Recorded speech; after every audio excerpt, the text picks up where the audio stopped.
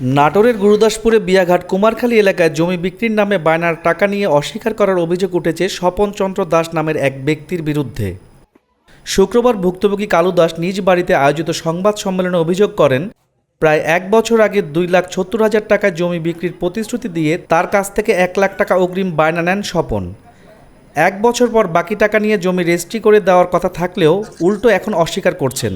কালু দাস জানান, নিজের কষ্টার্জিত অর্থে বেঁচে থাকার শেষ আশ্রয়টুকু কিনতে চেয়েছিলেন তিনি।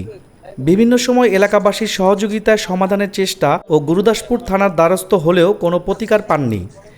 এ অবস্থায় বাধ্য হয়ে সংবাদ সম্মেলনের মাধ্যমে প্রশাসনের হস্তক্ষেপ কামনা করেন এবং অভিযুক্তের বিরুদ্ধে আইনগত ব্যবস্থা গ্রহণের দাবি জানান। এ বিষয়ে অভিযুক্ত স্বপন চন্দ্র দাস ভুক্তভোগীর কাছ থেকে টাকা নেওয়ার বিষয়টি অস্বীকার করেছেন। সাক্ষাৎ করে এ বিষয়ে বিস্তারিত জানাবেন বলে জানান তিনি।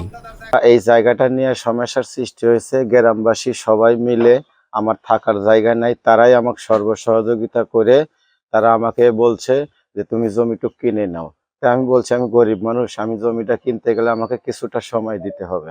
তাই বলছে যে কতদিন, তো বললাম আমাকে 10 দিন সময় দেন, 10 দিনের মধ্যে আমি যতটুকু পারি দেব, আর 1 বছর পরে আপনারে আমি যা পুনরায় পাবেন আমরা ওইটা দিয়ে রেজিস্ট্রি করে নিব। আমি 1 লাখ টাকা আমি এই স্বপনের কাছে দেয়া মাত্র সে কাগজটা দেয় নাই। আমি 100 বার ফটোকপি করে চাইছি, আমাকে তাও দেয় নাই। সে বলছে কাগজ আমার কাছে থাকবে।